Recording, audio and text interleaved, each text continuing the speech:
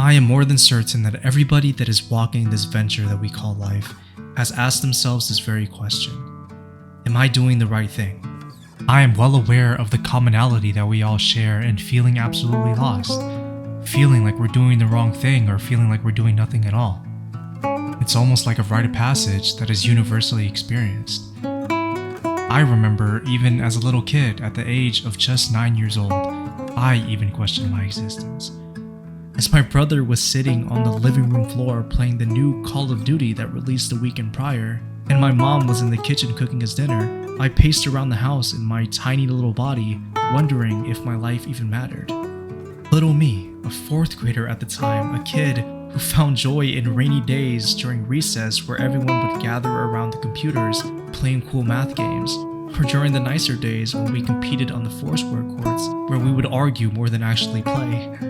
You see, even at this young age, I familiarized myself with this inevitable feeling of inadequacy, lack of clarity, and confusion. I couldn't tell you exactly why I felt the way that I did that night. I just remember vividly being overwhelmed with life and questioning if anything even mattered. As I stumbled back to my room, where my TV was still on a commercial break as I tuned in for the new episode of Ninjago, and where my laptop was still stuck on the Minecraft home screen.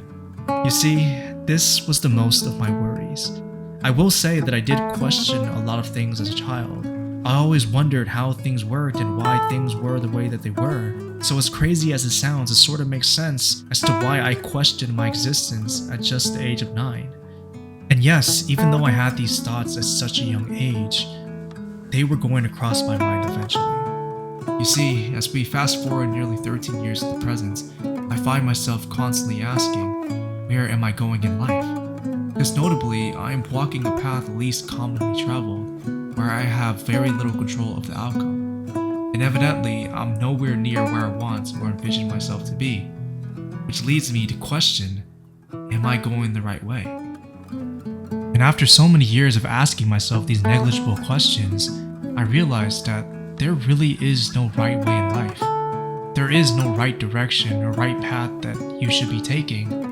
And evidently, this thought has kept me afloat after all this time.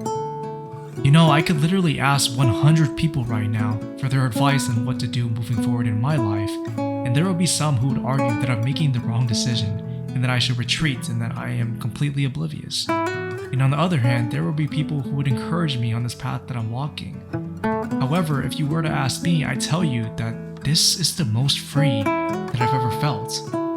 Because I've said it once and I'll say it again, but if you're living in accordance to somebody else's expectations of what they want out of you, if you're living to fulfill an image that people have drawn up for you, then what's the point of living? It's inevitable that when you choose the path that is for yourself, you're going to end up asking, am I going the right way?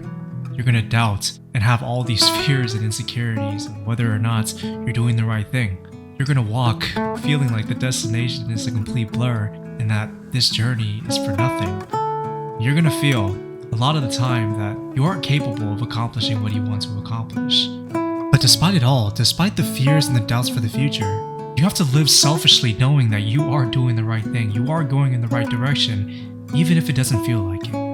You have to live for yourself above all else. And you know, sometimes I wonder, shouldn't this be all that matters? And well, yeah, of course it is, but a lot of the time I find myself second guessing it. Because for all I know, I could be completely wrong. Maybe there is more to life and I'm just too young to realize it. Maybe there's something that I'll encounter along the way that'll change my perspective. Maybe I will stand corrected one of these days and maybe I have made the wrong decision. Who knows?